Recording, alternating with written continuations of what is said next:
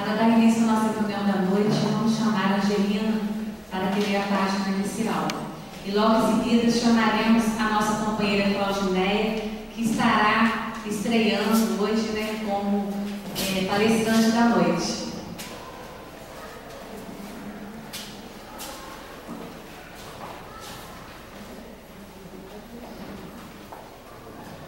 Crer em vão, pelo qual também sois salvos, se o retiverdes tal como vou tenho anunciado, senão é que crestes em vão. Paulo, 1 Coríntios, capítulo 15, versículo 2. Qual acontece a muitas flores que não atingirão a frutescência na estação adequada, existem inúmeras almas nos serviços da crença que não alcançam em longos períodos de luta terrestre a iluminação de si mesmas, por haverem crido em vão nos trilhos da vida. Paulo de Tarso muito foi explícito quando se asseverou aos coríntios que eles seriam alvos que eles seriam salvos se retivessem o Evangelho. A revelação de Jesus é campo extenso, onde há lugar para todos os homens, e nos referindo aos serviços diversos. Muitos chegam à obra, todavia não passam além da letra, cooperando nas organizações puramente intelectuais. Uns improvisam sistemas teológicos, outros contribuem na estatística e outros ainda se preocupam com a localização histórica do Senhor. É imperioso reconhecer que toda tarefa digna se reveste de utilidade a seu tempo, de conformidade com os sentimentos do colaborador. Contudo, no que condiz com a vida eterna que o cristianismo nos desdobra olhar, é imprescindível retermos em nós o ensinamento do Mestre, com vistas à necessária aplicação. Cada aprendiz há de ser uma página viva do livro que Jesus está escrevendo, com o material evolutivo da terra. O discípulo gravará o Evangelho na própria existência, ou então se preparará ao recomeço do aprendizado, porquanto, sem fixar em si mesmo a luz da lição, debalde terá crido. Vamos orar. Querido Deus, nosso Pai de amor, de bondade, de infinita misericórdia, Jesus, nosso mestre, amigo e companheiro de todas as horas. Aqui novamente estamos, Senhor, para ouvir os teus ensinamentos, onde aqui viemos nessa casa bendita, para que possamos ter todas as energias, tudo aquilo que viemos buscar em busca do nosso ser interior, da nossa alma, para que aqui nós possamos tirar proveito de todo ensinamento que aqui for falado. Querido Jesus, ampare a todos que aqui estão, quer encarnados, quer desencarnados.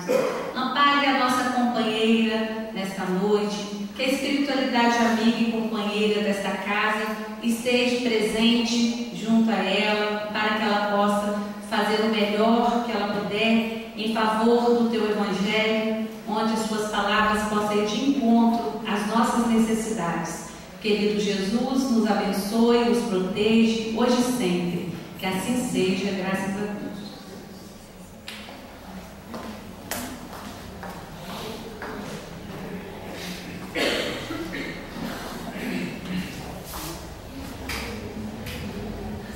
Boa noite a todos. Que a paz do Mestre Jesus nos envolva nessa noite. O tema do nosso estudo da noite de hoje está no Evangelho segundo o Espiritismo, no capítulo 18, cujo título é Muitos são chamados, poucos escolhidos.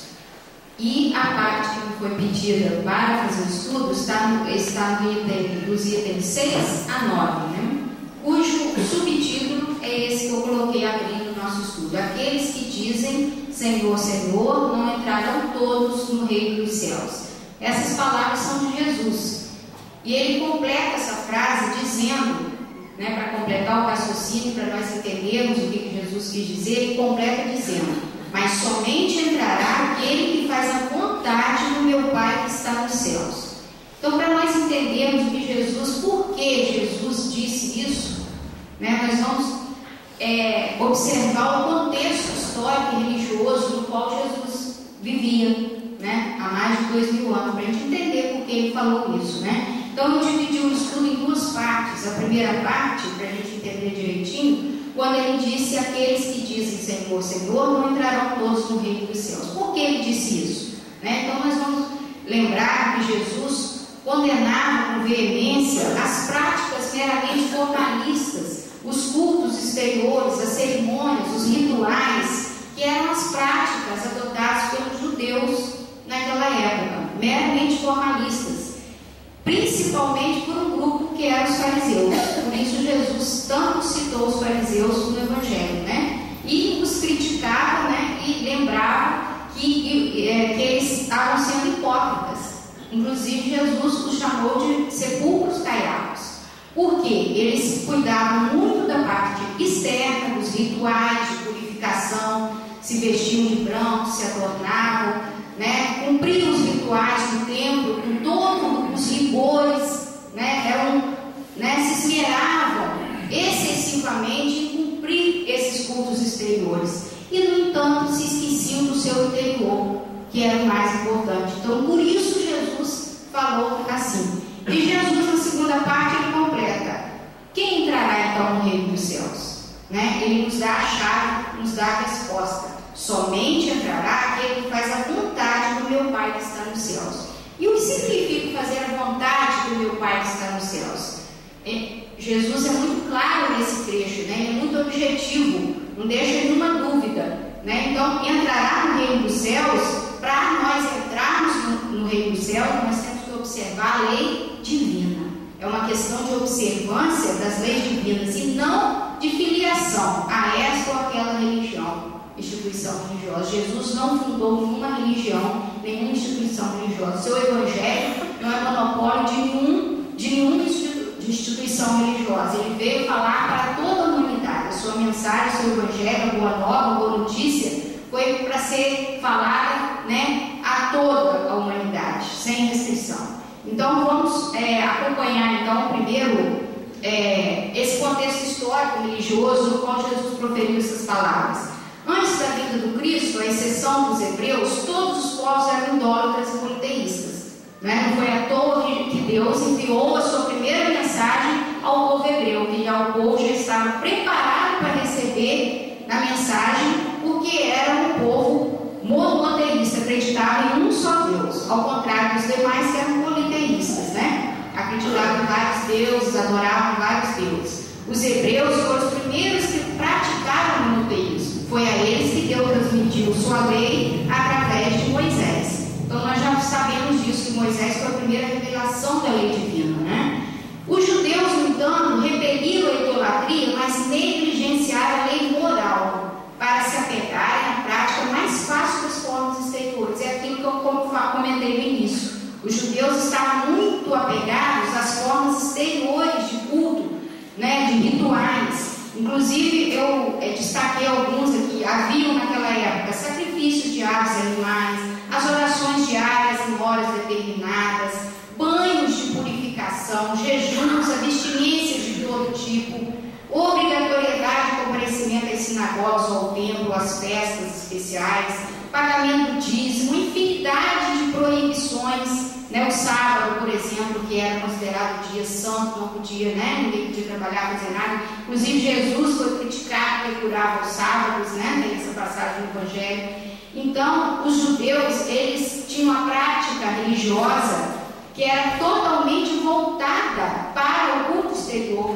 E Jesus veio no momento certo, que nós já estávamos maduros para compreender a mensagem, porque já tinham passado 2000 anos da mensagem de Moisés. Então Moisés trouxe os 10 mandamentos, e com ele, além da lei divina, nós sabemos que ele teve que criar leis humanas, criadas por ele, portanto, para controlar aquele povo que era muito rebelde. Mas Jesus veio abolir essa parte da lei de Moisés, que era a lei humana, e trazer o conteúdo principal da lei para que a gente pudesse conhecer. Ele exemplificou como nós devíamos cumprir essa lei. Então, o mal chegara ao auge, a nação estava fragmentada pelas facções. Aí nós temos, se a gente procurar estudar o Evangelho, nós vamos ver que além dos fariseus, tinha os saduceus e etc., vários grupos, com diferenças, de pensamento, dividida pelas seitas, a incredulidade havia penetrado até o santuário. E aí houve necessidade da vinda de Jesus para nos alertar, para alertar o povo judeu de que esse culto precisava ser interno, né? Que nós precisávamos espiritualizar o sacrifício, né? E o principal sacrifício qual seria? Nós buscarmos combater em nós o nosso maior inimigo, o orgulho e o egoísmo, né? Então, por isso que Jesus chamou os fariseus de sepulcros talhados, porque eles cuidavam da parte exterior, mas o seu interior, a transformação moral, não era o principal da vida deles. Eles não conseguiam amar o próximo, eles não conseguiam praticar a lei de justiça, amor e caridade. Então Jesus veio no momento certo, porque nós já estávamos maduros para receber sua mensagem. No entanto, Jesus não pôde falar tudo, porque nós estávamos na nossa infância espiritual. Então ele teve que falar através de parábolas, né? Através de metáforas, algumas metáforas, como se estivesse falando para crianças, porque nós estávamos realmente na nossa infância espiritual, e para que a gente pudesse entender a sua mensagem, né? E Jesus veio lembrar quanto à obediência da lei e abrir-lhes os horizontes novos da vida futura. No entanto, a palavra do Mestre também foi repelida pelo orgulho e pelo fanatismo de uns e pela incredulidade de outros. E Jesus falou sempre, né, e deixou bem claro que ele não veio destruir a lei de Deus, né? Jesus veio cumpri-la, desenvolvê-la, dar-lhe seu verdadeiro sentido e apropriá-la ao grau de adiantamento dos homens.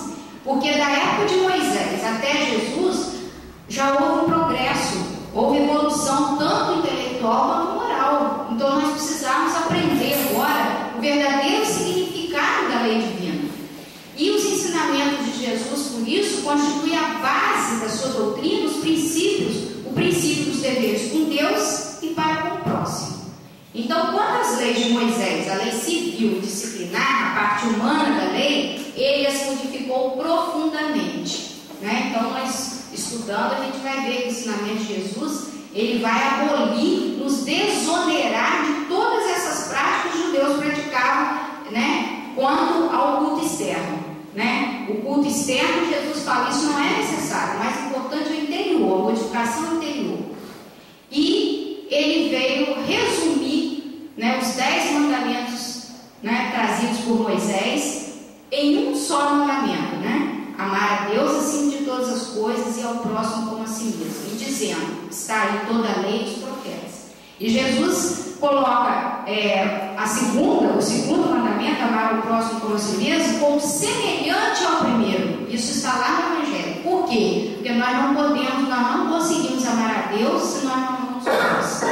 Ninguém consegue amar a Deus se não amar o próximo. Então isso fica bem claro em seus ensinamentos, né? Então Cristo foi o iniciador da moral mais pura e mais sublime, a moral evangélico-cristã, que deve renovar o mundo, aproximar os homens e torná-los irmãos, que deve fazer jorrar de todos os corações humanos a caridade e o amor ao próximo e criar entre todos os homens uma solidariedade comum. Então esse foi o objetivo, né, da vida de Jesus. E ele não trouxe lições, né, belas lições apenas para serem admiradas por nós, né? Muitos admiram as lições de Jesus, né, falam que são lindos os ensinamentos de Jesus, né, mas não se esforçam suficientemente para colocá-los em prática. E esse é o nosso objetivo, né, colocar em prática os ensinamentos de Jesus. Nós não podemos ficar apenas na prática, é isso que eu estou fazendo aqui hoje, falando. Nós temos que agir. O mais importante são as nossas ações. Então vamos adiante para a gente.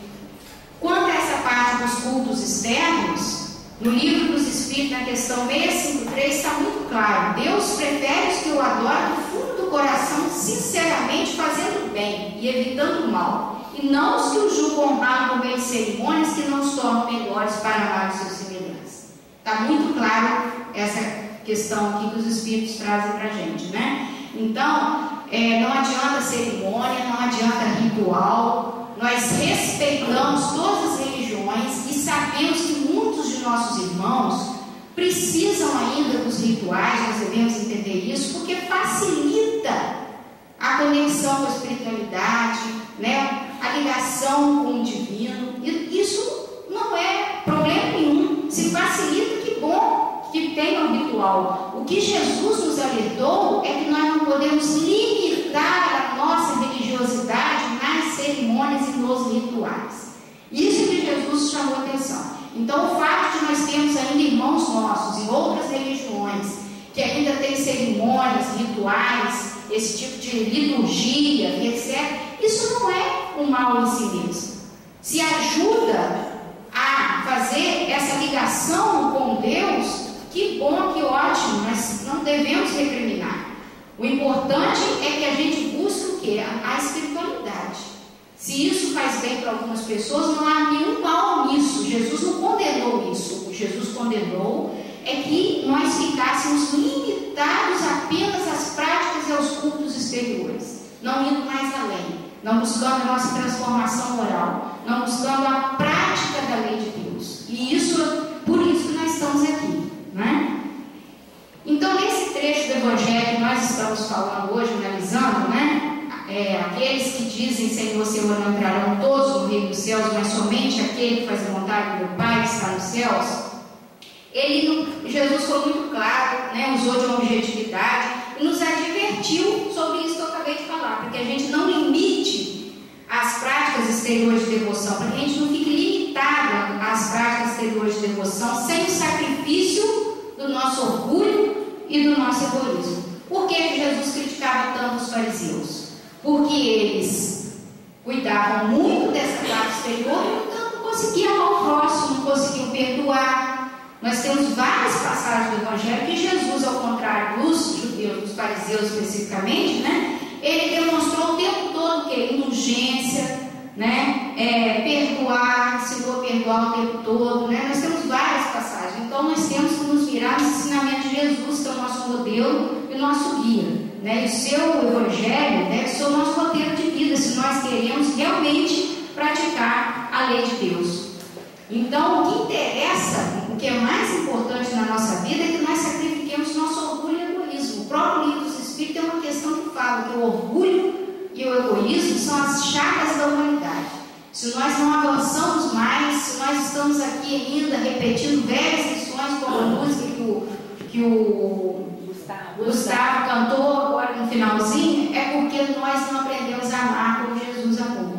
Por isso nós estamos aqui repetindo velhas lições, né? Porque nós não conseguimos sacrificar até hoje o nosso orgulho e o nosso egoísmo. O dia que nós conseguimos combater essas duas chagas, nós vamos conseguir avançar muito e praticar os ensinamentos de Jesus. E aí no Evangelho segundo o Espiritismo, capítulo 18, tem esse trecho: não espereis dobrar a justiça do Senhor pela multiplicidade das vossas palavras e das vossas genuflexões. O único caminho que nos está aberto para encontrar graça diante dele é a prática sincera da lei de amor e caridade. Foi isso que Jesus nos ensinou o tempo todo, né? A sermos indulgentes, a sermos benevolentes, a perdoar as ofensas, sempre, em qualquer circunstância. Jesus amou incondicionalmente. E nós ainda estamos aqui, né, aprendendo, né, e com muitas dificuldades para amar. Por isso estamos aqui no mundo de provas e expiações, né, repetindo, né, essas lições para que a gente possa aprender esse ensinamento de Jesus, esse maior ensinamento, a doutrina, a base da doutrina de Jesus está toda na lei de justiça, amor e caridade. Aí voltando ao trecho, né, que eu já disse, já comentei aqui, Jesus, quando fala da vontade do meu Pai, está se referindo à lei de Deus, né, que nós temos lá no livro dos Espíritos, do capítulo 1 ao capítulo 11, na terceira parte do livro dos Espíritos, todos os caracteres do conhecimento da lei divina. Se a gente quiser estudar, compreender melhor, ela está lá bem didaticamente explicada, né? Porque ali tem uma separação que é apenas de caráter didático, né? Que busca abarcar todas as circunstâncias da vida. Mas a principal lei, voltando aqui, que eu acho que eu vou, de todas essas leis, a principal é a lei de justiça, amor e caridade, né? Então nós sabemos que a lei de Deus é a única verdadeira para a felicidade do homem. Se nós hoje ainda sofremos e estamos no mundo de provas e expiações, é porque nós nos afastamos da lei de Deus.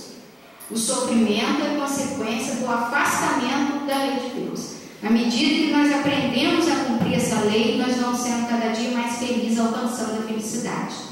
Então, se nós mesmos boicotamos a nossa própria felicidade, porque nós deixamos de cumprir a lei de Deus e por isso sofremos. Não devemos culpar ninguém, senão a nós mesmos, porque nos afastamos da lei maior. Ela é eterna, imutável e perfeita. Todos podem conhecê-la, mas nem todos a compreendem. Então, como eu falei, de Moisés até Jesus, nós progredimos, evoluímos, e por isso veio Jesus. E de Jesus até a doutrina espírita, que é a terceira revelação, houve outro progresso da humanidade. Hoje nós avançamos mais no campo intelectual e também no moral, e por isso temos mais condições ainda de cumprir a lei de Deus. Porque a lei do progresso, nós vamos evoluindo. Em todos os tempos, houve homens que receberam a missão de revelar a lei de Deus com o objetivo de fazer progredir a humanidade. Além de Jesus, nós tivemos outros, mas o principal, o que trouxe o principal exemplo da lei, que expressou melhor a lei de Deus, o tipo mais perfeito que Deus ofereceu ao homem para lhe servir de guia e modelo, foi Jesus.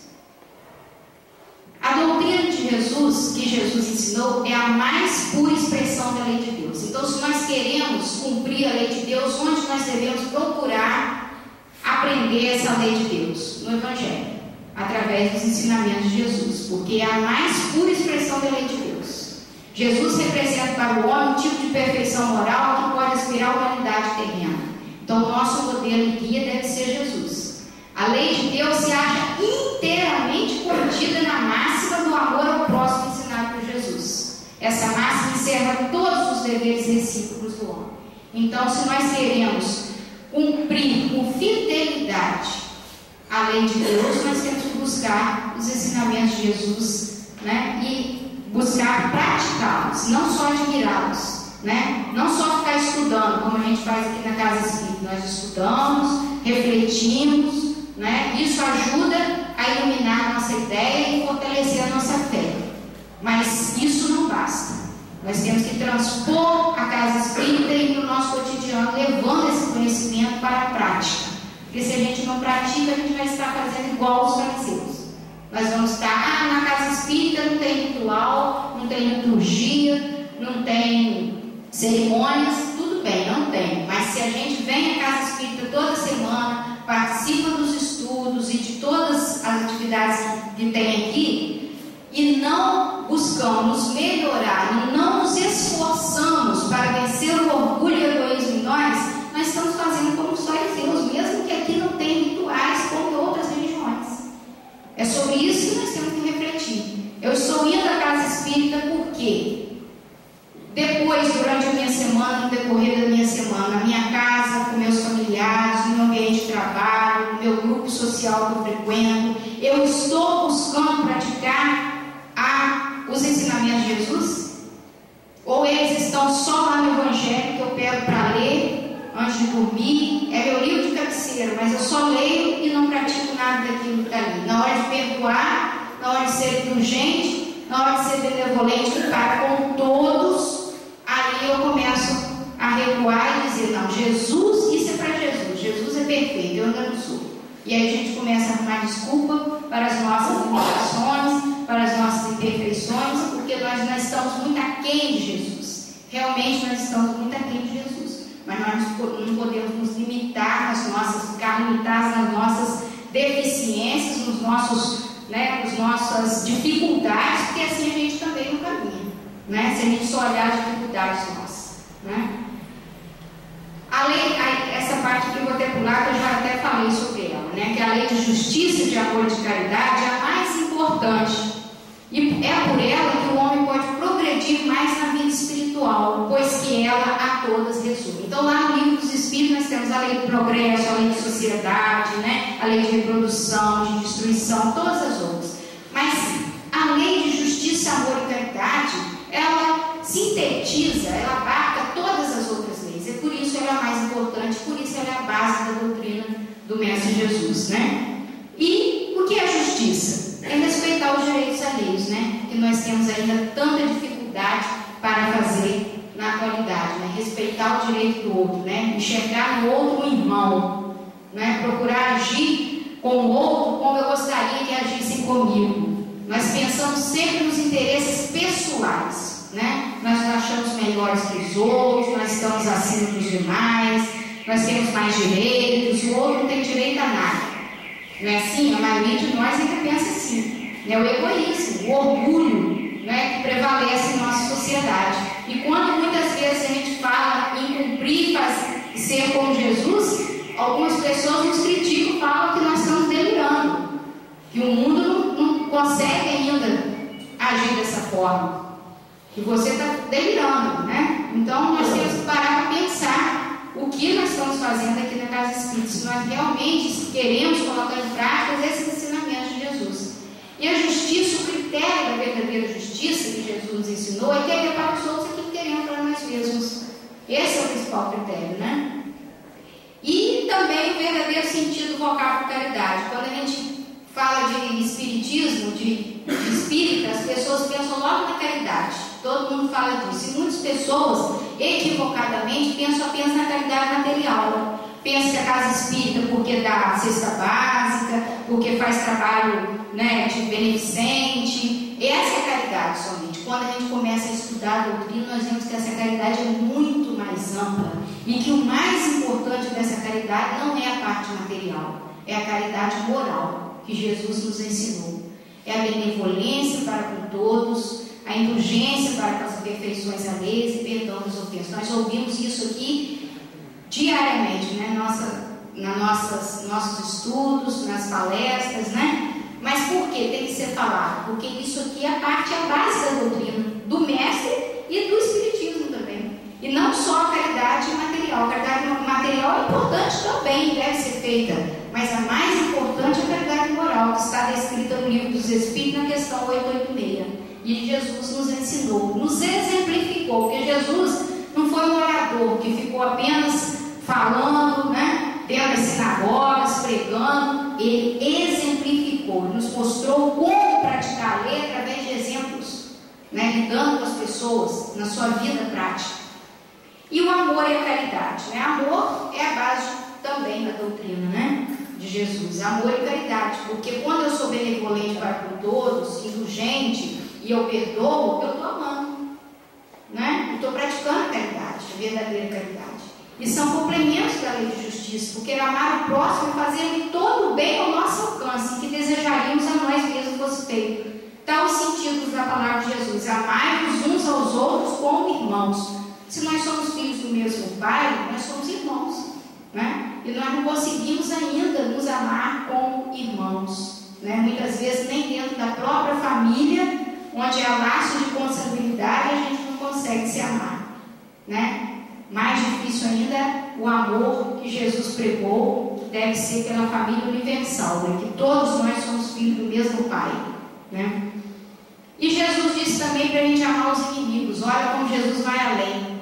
Ele disse: se a vossa justiça não for mais abundante que a dos escribas, que eram os doutores da lei, que interpretavam a lei, ensinavam a lei nas sinagogas e nos templos, e dos fariseus, que também eram aqueles que praticavam, né, as cerimônias, os rituais, os cultos exteriores, não entrarei no reino do céu. Jesus foi claro. Quer dizer, se não amardes, se não aqueles que vos amam, que recompensa tereis? Uma vez que as pessoas de má vida amam também que elas amam. Então, quer dizer, amar aquele que vos ama é fácil. Os escribas fazem isso, os fariseus também fazem, e Jesus nos pede mais, para amar até os inimigos, aqueles que nos fazem mal. Então, as lições de Jesus são muito sublimes e profundas. E nós precisamos, né, não apenas admirá-las, ficar no campo da admiração, nós precisamos buscar colocar em prática, mesmo com todas as nossas dificuldades e limitações. E aí, se o amor ao próximo é o princípio da caridade, amar os inimigos é a sua aplicação sublime. Quando a gente consegue isso, significa o quê? Que nós já alcançamos uma vitória sobre o nosso egoísmo, sobre o nosso orgulho. Então já é um grande avanço. Quando a gente ama o que nos ama, é muito fácil, mas amar o inimigo já é um grande avanço. Demonstra, né, uma evolução moral muito grande. porque a gente consegue vencer o egoísmo e o orgulho, como eu falei, que são as chagas da humanidade. E Jesus, nessa parte do Evangelho, ele diz: todo aquele que ouve essas palavras, quer dizer, as palavras que ele disse, que ele ensinou, os seus ensinos, que eu digo, e as pratica, será comparado a um homem sábio, que construiu sua casa sobre a rocha. E logo que a chuva caiu, os rios transbordaram, os ventos sopraram e se abateram sobre a casa, ela não tombou, porque estava fundada sobre a rocha. Esse trecho está no Evangelho de Mateus e de Lucas também. Então Jesus é muito claro aqui, né? Prática, nós devemos praticar os seus ensinamentos, ouvir e praticar. E aí nós seremos comparados ao homem sábio, construiu sua casa sobre a rocha. Essa rocha é a fé. A fé significa o quê? Fidelidade aos ensinamentos do Mestre. Então, Jesus, que era um espírito muito evoluído, ele já sabendo que nós estávamos em um mundo de provas e expiações, não por acaso, e que nós enfrentaríamos muita dor e sofrimento, muitos obstáculos, ele colocou dessa forma: a chuva caiu, os rios transbordaram, os ventos sopraram e a casa não tombou. O que significa isso daí? São as dificuldades que nós vamos passar nesse mundo de provas e expiações, que todos nós inevitavelmente vamos ter que passar. E quando nós entendemos, através da doutrina espírita, conseguimos enxergar sob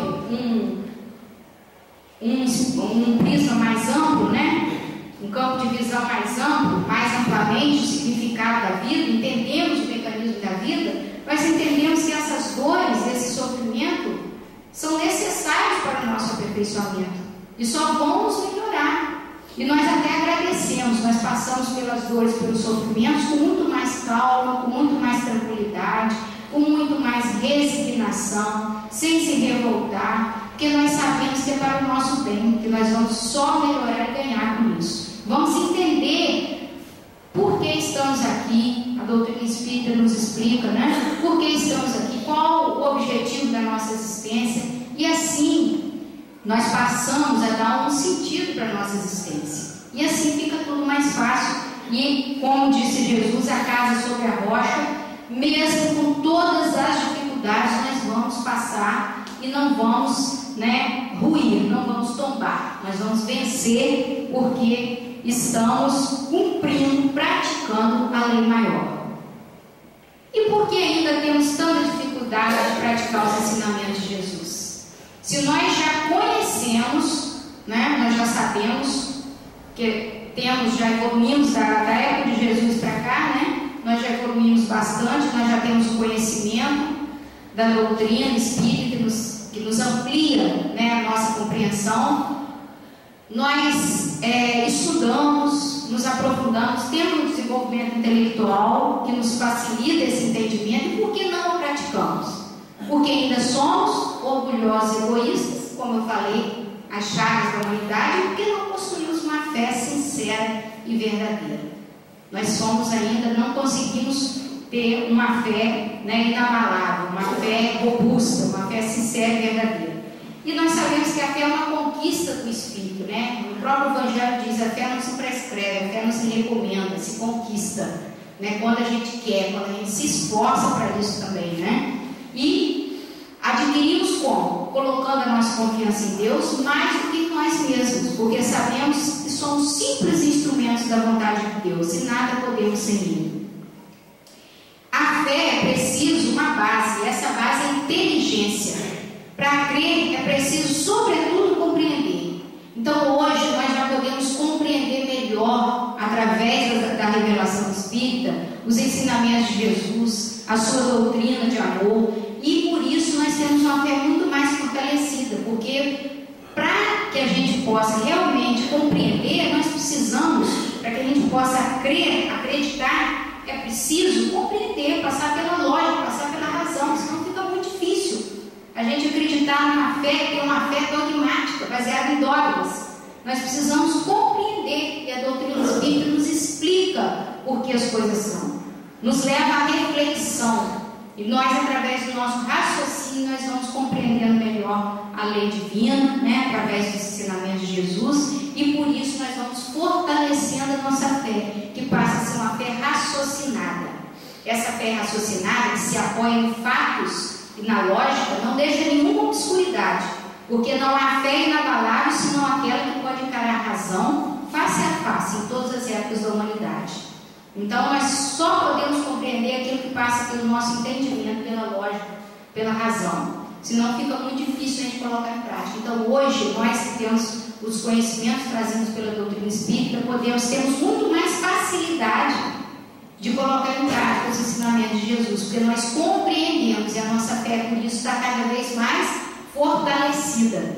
Não é uma fé raciocinada, nós dizemos que não sofremos, nós sabemos, não é assim? Porque nós sabemos o que acontece. E eu quis trazer essa distinção entre crer e ter fé, porque em vários estudos de teólogos, filósofos, inclusive espíritas, o José Reis Chaves, que é um escritor espírita de Belo Horizonte, ele escreveu sobre isso. Eu achei interessante, porque no Evangelho, na tradução do grego para o latim, no lugar de ter fé, que foi a palavra, foi o sentido que Jesus deu à sua frase, colocaram crer, porque não existia no latim um verbo que pudesse substituir, né, o ter fé em grego, que é pistes, né? Então colocaram credere, que é crer. Mas na verdade, crer e ter fé são coisas diferentes. Eu posso crer e não ter fé. O fato de eu crer é o primeiro degrau que eu estou galgando até atingir uma fé sincera, verdadeira e robusta. Mas o ato de crer simplesmente, eu posso perguntar a todos aqui: vocês creem em Deus? Na existência de Deus? Cremos. Creem em Jesus? Até quem não que frequenta a religião vai falar: creio em Jesus histórico, Jesus que... Claro que eu creio. E nem por isso vão fazer, cumprir, né, e praticar os seus ensinamentos. Então, crer é um primeiro passo para que a gente venha ter fé. Mas quando Jesus falou no seu Evangelho, ele disse ter fé. Tenha fé e será salvo. Isso quer dizer, tenha fidelidade aos meus ensinamentos, né? O significado original é ter harmonia, sintonia, consonância, fidelidade. Então, dentro desse contexto, o homem pode, em teoria, aceitar que Deus existe e ter fé. Ter fé está em sintonia com Deus, tanto pela consciência como também pela vivência. Então, quando eu falo ter fé, tem que lembrar que é de fidelidade, de ser fiel, de cumprir os ensinamentos trazidos por Jesus. Crer é um ato de boa vontade, ter fé é uma atitude de consciência e vivência. Fé quer dizer fidelidade. Na verdade, a conhecida frase de Jesus, quem crê será salvo, não condiz com o seu verdadeiro sentido, que deve ser: quem tiver fé será salvo. Quer dizer, quem for fiel aos meus ensinamentos, quem tiver fidelidade aos meus ensinamentos, quem os praticar, quem for meu discípulo, né, esses serão salvos. Porque os ensinamentos de Jesus, como nós já vimos anteriormente, são a maior expressão da lei de Deus. Então, quem cumprir os ensinamentos de Jesus estão cumprindo com a lei divina, e por isso serão salvos. São fiéis quem praticar. Então é bom a gente ter isso em mente, essa distinção, né, entre crer e ter fé. E eu fiz um quadrinho aqui só para a gente visualizar melhor. Crer, muitas vezes a gente fica na prática exterior. E o Rogério Coelho, que escreveu o livro Visão Espírita do Evangelho, ele coloca também essa diferença como convertido e converso. O convertido, ele apenas exibe a verdade. É aquele que só fica fazendo, exibindo a verdade e só tem uma prática exterior. A transformação é apenas superficial, como um leve verniz, que sai ao mais leve toque. Então não é fé. Ao menor problema, a pessoa desmorona, né? É o verniz, só tem aquele verniz, então não é fé. A fé, ela nos leva a uma prática interior. O converso, como diz o Rogério Coelho, ele vive a verdade, não apenas exibe a verdade. Então não adianta a gente ficar lendo páginas do Evangelho, citando páginas do Evangelho. Tem pessoas que conhecem a Bíblia de ponta a ponta, mas se eu não viver essa verdade, não adianta. Eu não serei salvo apenas porque eu conheço o conteúdo que está no Evangelho. Então, o converso, ele tem um qualificativo de quem mudou não apenas na superfície, mas no âmago do ser. É aquele que se modifica interiormente. Né? Os ensinamentos de Jesus trazem uma modificação interior profunda, a transformação moral, a reforma íntima, que é a base da doutrina espírita que a gente fala sempre aqui, que é o nosso objetivo, né? E aí, o que é ser cristão? Nós temos hoje uma humanidade, segundo estimativas, mais ou menos, né, porque a gente não tem esse número bem certo, mais ou menos 1/3 da humanidade é formada por cristãos, aqueles que se dizem seguidores do Cristo, né? Do Evangelho do Cristo, né? Mais ou menos 1/3 da humanidade dá 2,2 bilhões de pessoas. Dentre esses cristãos, nós estamos divididos em mais de 10.000 denominações religiosas, né? Alguns colocam até 20. Cada dia é criada mais uma denominação religiosa. E essas pessoas que se dizem cristãos, será que são todos cristãos mesmo? Será que todos estão praticando os ensinamentos de Jesus? São cristãos todos aqueles que proclamam a missão de Jesus? Apenas proclamar a missão de Jesus faz de uma pessoa um cristão? São cristãos todos aqueles que honram por atos exteriores de devoção, como faziam os fariseus na época de Jesus? Cerimônias, rituais, orações longas, muitas vezes orações com palavras até que ele nem entende, mas repete. Né? Nós sabemos que existe muito isso ainda. Né? São cristãos todos aqueles que passam dias em prece, acham que pelo número de preces, pelo tamanho das orações, que ele vai ser salvo por isso. Isso não basta para sermos considerados verdadeiros cristãos. Para ser um verdadeiro cristão, não basta chamar Jesus de mestre ou senhor. Muitas vezes as pessoas acham, não, Jesus é o mestre e senhor da minha vida. Mas e aí? Está praticando os seus ensinamentos? Os seus ensinamentos estão se refletindo na sua vida? Então, para ser um verdadeiro cristão, é preciso antes é preciso seguir, praticar os seus preceitos que estão no Evangelho, sacrificar nosso orgulho, egoísmo e todas as nossas paixões, nos esforçando para praticar suas lições contidas no Evangelho. Então, a palavra que eu quero deixar hoje aqui de mensagem como base do nosso estudo é essa: esforço. Porque nós sabemos que somos ainda limitados. Se formos pensar em Jesus, né, o Espírito, né, tão evoluído como Jesus, e nós sabemos que muitas religiões acham que Jesus é Deus e por isso os distanciam tanto, e muitos falam, quando não são espíritas, falam assim: eu não consigo perdoar com Jesus porque eu não sou Deus. Isso é para Deus, perdoar é para Deus, né? Ser indulgente, benevolente é para Deus. Eu não sou Deus, sou imperfeito e fico justificando, né, as suas imperfeições, as suas limitações. E quando nós somos espíritas e já sabemos, né, conhecemos tudo que nós conhecemos e ainda damos desculpas para não praticar os ensinamentos de Jesus. Aí nós falamos assim: a reencarnação não existe, né? Então eu preciso reencarnar 5, 10 vezes ainda para praticar o ensinamento de Jesus. Hoje eu não posso, eu não estou pronto. Não é assim que a gente fala? Muitas pessoas falam assim, né? Para desculpar as nossas limitações, só que nós não podemos ficar limitados nas nossas imperfeições.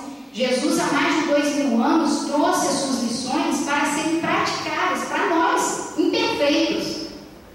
Né? Se não fosse necessário, se nós fôssemos perfeitos, tivéssemos um plano superior, não, Jesus não precisaria ter vindo aqui. Ele veio justamente para trazer as suas lições e exemplificar, deixar um exemplo para nós praticarmos. E nós não estamos praticando mais de 2.000 anos depois da sua vida. Estamos ainda dando desculpas e estacionando o nosso processo evolutivo nas nossas limitações. Nós não podemos olhar só as nossas limitações e as nossas potencialidades. Nós somos filhos de Deus, nós temos potencialidades a serem desenvolvidas. Basta que nós nos esforcemos. No Livro dos Espíritos é uma questão, acho que é a única que eu guardei no mundo, a 909. Quando Kardec pergunta aos Espíritos se nós podemos, com nossos próprios esforços, vencer as nossas más inclinações. Eles falam, e muitas vezes com pouco esforço. Na verdade, vocês não conseguem, é porque muitas vezes a vontade está só nos lábios.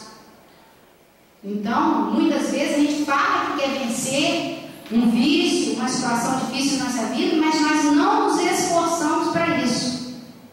sobre isso que nós precisamos refletir, se nós estamos nos esforçando suficientemente para fazer, para cumprir, para praticar as lições deixadas por Jesus. Porque senão, como eu disse anteriormente, a nossa vinda à casa espírita vai ser um ato exterior também, como os fariseus. Mesmo não tendo aqui cerimônia, liturgia, ritual, nós estamos vindo aqui toda semana, mas não estamos conseguindo evoluir. Estamos estacionados. Então, o nosso principal objetivo, ver como verdadeiros cristãos, se nós nos julgamos cristãos, é buscar nosso aperfeiçoamento através de um esforço contínuo na prática da caridade e da indulgência para com os nossos semelhantes, sendo dóceis e humildes. Praticar sinceramente a lei de amor e caridade. Reconhece o verdadeiro cristão pelas suas obras. Então, não adianta a prédica se não houver a prática. Não adianta a gente ficar falando, E o Paulo, na primeira epístola aos Coríntios, que inclusive foi a página que abriu aqui hoje o nosso estudo, ele disse: porque o reino de Deus não consiste em palavras, mas em virtude. Isso quer dizer, mais do que falarmos, nós precisamos agir. A frequência na casa espírita, o conhecimento da doutrina, precisa estar amparado na prática do bem. Não só em benefício alheio, mas principalmente nosso próprio benefício, buscando a nossa transformação moral.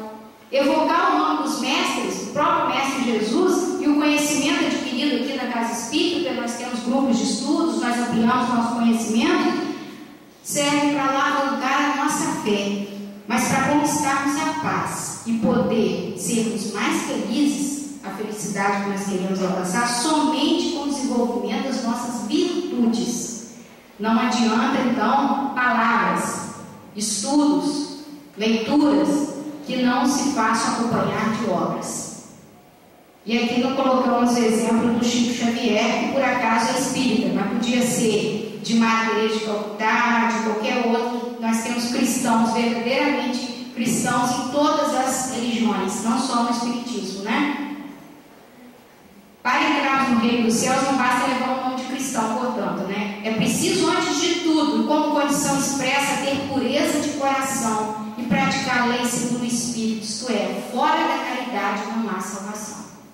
Essa é a máxima, do Espiritismo, e nós sabemos que Kardec colocou fora da caridade, não por acaso, não é fora da religião, e não especificou, não é fora do Espiritismo, é fora da caridade. Então, mesmo em outras religiões, nós podemos praticar a caridade, importa que a pratiquemos. E qual o papel da religião? Como nós estamos falando em religião, qual o papel da religião? A religião busca religar a alma humana ao Criador. Então, toda religião que faz isso, que consegue fazer isso, é muito bem-vinda. Se ela aproxima o ser humano, ajuda a compreensão dessa pessoa para as leis divinas, se esclarece, é ótimo, qualquer religião. A vida religiosa deve ser uma realidade interna do ser, colaborando com a nossa mudança, com o nosso aperfeiçoamento, com o nosso processo evolutivo. E aí o Raul Teixeira escreveu um artigo sobre a importância da vida religiosa, e ele faz a distinção entre religiosismo e religiosidade. O religiosismo são os atos exteriores, como os fariseus faziam. Não ocorre mudança no comportamento, não há uma transformação moral, não há um melhoramento do ser. E a religiosidade não, a gente muda internamente. Então essa mudança se traduz numa mudança de comportamento. A pessoa vai à casa religiosa, ao templo, à casa espírita, mas isso auxilia na sua vida cotidiana, a mudança dos seus atos na vida cotidiana. O Raul Teixeira fala que um dia a gente vai, a verdadeira religiosidade é quando a religião estiver impregnada em nós, de tal forma, como o coração da gente batendo e a respiração, que a gente nem percebe. Então, nós estamos praticando religião quando nós, no nosso trabalho, nós cumprimos vamos além do nosso dever, procuramos seguir as pessoas. Quando na nossa família nós buscamos compreender as pessoas, ser indulgentes com a falha dos outros, em todos os momentos estamos sendo religiosos, não é só aqui dentro, não. Muitas pessoas restringem a sua vida religiosa à frequência a um tempo religioso, e é isso que a gente precisa desvincular. A religião tem que estar expressa nos nossos atos. Essa é a nossa religião. A religião tem que estar lá na rua, no local de trabalho, na família. ambiente que a gente frequenta, é ali que a gente tem que mostrar que tem religião. Senão nós ficamos nos exteriorismos como os fariseus ficavam. Então nós temos que entender que a religião não salva ninguém. O processo de salvação é individual em função das obras de cada um. E aí volta a falar do esforço. Esse esforço tem que ser individual, porque na verdade essa é uma responsabilidade individual. Cada um tem que procurar, né, o seu melhoramento, o seu aperfeiçoamento e a prática da lei de Deus através dos ensinamentos de Jesus, que nós já sabemos são a maior expressão da lei de Deus, os ensinamentos de Jesus. E a terceira revelação é o Espiritismo, o Evangelho Redivivo. Já que nós estamos aqui na Casa Espírita, a gente tem que falar da importância do Espiritismo, né? Que não ensina nada de contrário que o Cristo ensinou, mas desenvolve, completa, explica em termos mais claros aquilo que Jesus falou sobre a forma de alegorias, né, de metáforas, usando as parábolas. Nós temos agora muitas explicações mais que nos esclarecem mais. O Espiritismo vem trazer luz sobre os ensinamentos de Jesus, nos esclarecendo sobre aquilo que Jesus não pôde falar integralmente naquela época, porque a humanidade ainda não estava preparada, não tinha evoluído, né, suficientemente para entender. E essa mensagem do Espírito Fenelon aqui eu achei importante trazer, porque fala da revolução moral que se prepara. Nós sabemos que o planeta está passando por uma transição, e essa transição de mundo de provas e expiações para um mundo de regeneração. Então a grande revolução que nós precisamos, que se prepara, é a revolução moral, porque a material nós estamos vendo que está todo vapor, intelectual, científica, tecnológica, mas a moral é o que nós estamos precisando para fazer a grande transição do planeta. Os grandes espíritos mensageiros divinos insuflam a fé para que todos vós, obreiros esclarecidos e ardentes, passais a ouvir a vossa humilde voz, porque vós sois um grão de areia, mas sem grão de areia não veriam montanhas. Assim, pois, que essas palavras, nós somos pequenos, não tem mais sentido para nós. Então, aquilo que eu disse no início, nós não podemos ficar limitados nas nossas perfeições. Não podemos ficar pensando que somos pequenos e que por isso não podemos avançar mais. E por isso não nos esforçamos mais. Porque aqui ele explica: vós sois grão de areia, mas sem grão de areia não veio montanha. Então nós somos importantes, mesmo com as nossas deficiências. Jesus precisa de nós para a construção do reino de Deus aqui nessa terra ainda. Porque a terra vai deixar de ser um planeta de provas e expiações e vai ser um planeta de regeneração. E nós estamos nos preparando para esse momento? Será que nós estaremos com o nosso estágio evolutivo adequado para quando esse planeta passar a ser um planeta de regeneração, muito melhor do que é hoje? Nós estamos nos preparando?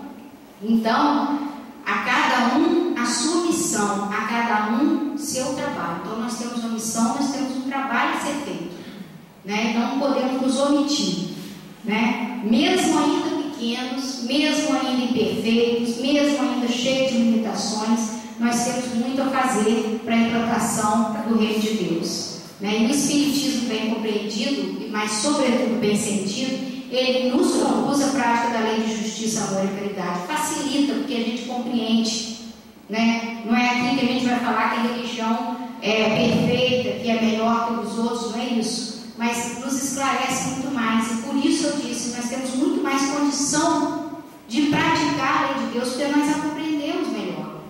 Então, a lei de justiça, amor e caridade caracteriza o verdadeiro espírita como o verdadeiro cristão. São a mesma coisa, verdadeiro espírito e verdadeiro cristão. Não há distinção, porque o Espiritismo ele veio resgatar o Evangelho dos primeiros tempos. Por isso que chama o Evangelho redivivo. Reviver aquele Evangelho, os ensinamentos de Jesus nos primeiros tempos. E não depois que ele foi adulterado, manipulado, né, pelos homens, né? Então, espírita e cristão são a mesma coisa. O Espiritismo não criou nenhuma moral nova. Ele facilita aos homens a inteligência e a prática da moral do Cristo, dando uma fé sólida e esclarecida àqueles que duvidam do vacilo. Por isso que eu disse lá atrás, a nossa fé se fortalece. Porque a gente compreende e por isso vai praticar mais, vai ser mais fiel aos ensinamentos de Jesus. Lembra de fé, fidelidade. Então nós vamos ser mais fiéis. Vamos praticar com mais facilidade os ensinamentos de Jesus. Aos espíritas, pois, será pedido muito, porque receberam receberam muito. E aí a nossa responsabilidade. Será que nós sabemos o tamanho da nossa responsabilidade? Porque a quem mais será dado, mais será cobrado. Nós sabemos que Jesus falou isso também. Então, se nós temos mais esclarecimentos e podemos melhor praticar a lei de justiça, amor e caridade, melhor do que qualquer outro de outra religião, nós temos que ser melhores. Mas melhores não no sentido de sentirmos superiores, orgulhosos, porque temos uma religião melhor, no sentido de praticarmos com mais fidelidade a lei de justiça, amor e caridade. Então nós temos que ser mais indulgentes, nós temos que perdoar mais, nós temos que praticar mais, né, esse amor que Jesus nos ensinou. Porque nós recebemos mais. Então nós estamos mais preparados. Então a quem mais será dado, mais será cobrado. Então nós temos que ter essa responsabilidade. Por isso o Espiritismo vem multiplicar o número de chamados pela fé que proporciona, e multiplicará também o número de escolhidos. Então aquilo que eu falei, a vivência espírita é muito importante. As atividades desenvolvidas aqui, as reuniões doutrinárias, os estudos, tudo que nós temos aqui que nos fortalece a nossa fé, que ajuda a ampliar o nosso conhecimento sobre a doutrina, né, estudando as obras básicas. Mas mais importante do que isso é o Espiritismo vivido, é levar todo esse conhecimento adquirido aqui para o nosso cotidiano, vivenciando os ensinamentos de Jesus, nos esforçando na prática do Evangelho em todos os momentos de nossa vida. Então, para isso que nós estamos aqui, nós temos que ter consciência que não basta vir à casa espírita. Nós precisamos ter uma religião, mas uma religião que colabore, que contribua para o nosso aperfeiçoamento moral, para que assim a gente possa praticar essa lei mais fielmente, essa lei de justiça, amor e caridade. E aí, para encerrar, Emmanuel, um Consolador, na questão 220, ele coloca também a diferença entre crença e iluminação, que a gente pode colocar como crença e ter fé. O ato de crer e ter fé, ele faz uma distinção, só que ele coloca iluminação. Todos os homens da Terra, ainda os próprios materialistas, creem em alguma coisa. Todavia, são muito poucos que se iluminam. O que crê apenas admite, mas o que se ilumina vibra e sente. O primeiro depende dos elementos externos, nos quais coloca o objeto de sua crença. O segundo é livre das influências exteriores, porque há bastante luz no seu próprio íntimo, de modo a vencer corajosamente nas provações em que foi conduzido ao mundo. É por essa razão que os espiritistas sinceros devem compreender que não basta acreditar no fenômeno ou na veracidade da comunicação com o além para que os seus sagrados deveres estejam totalmente cumpridos, pois a obrigação primordial é o esforço, o amor ao trabalho, a serenidade nas provas da vida, o sacrifício de si mesmo, de modo a entender plenamente a exemplificação de Jesus Cristo, buscando a sua luz divina para a execução de todos os trabalhos que nos competem no mundo. Então, aqui, Emmanuel coloca para a gente claramente essa distinção. E nós acreditamos mais do que as outras religiões, porque nós sabemos a comunicação do mundo espiritual com o mundo material, né? Então, nós temos mais esclarecimentos, mas isso não basta.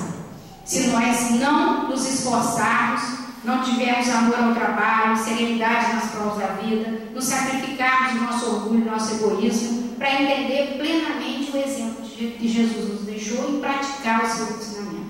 Então, nada disso valeria se a gente não consegue praticar. A gente tem que estender isso daí. E Divaldo, para terminar, ele fala que o objetivo maior da nossa vida, que é a nossa transformação moral enquanto verdadeiros espíritos, né? Que é atingir aquele estágio da consciência cósmica, né? Que a Lúcia até explicou aqui há uns 2 domingos, né, atrás.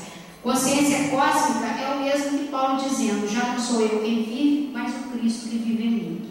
Então, quando nós atingirmos a nossa perfeição relativa, nós vamos poder dizer como Paulo: já não sou eu quem vive, mas Cristo que vive em mim. Quer dizer, os ensinamentos de Jesus já vão estar tão impregnados na nossa vida, né, que nós vamos conseguir viver, né, o seu Evangelho de uma forma natural. Né? Assim como o nosso coração bate, nossa respiração, a gente não vai precisar nem se esforçar. Vai ser algo natural, porque a gente já evoluiu, já atingiu esse estágio da consciência cósmica.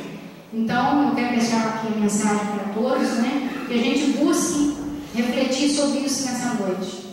Se a nossa vinda à casa espírita está trazendo a verdadeira transformação moral que nós precisamos na nossa vida, se nós estamos nos esforçando para atingir essa transformação moral que é o objetivo da nossa existência, apesar das nossas dificuldades, das nossas limitações, que ainda são muitas, mas a mensagem de Jesus é para nós, e o que Ele exemplificou é para que nós pratiquemos, não só para nós admirarmos. Boa noite a todos, que Jesus nos abençoe.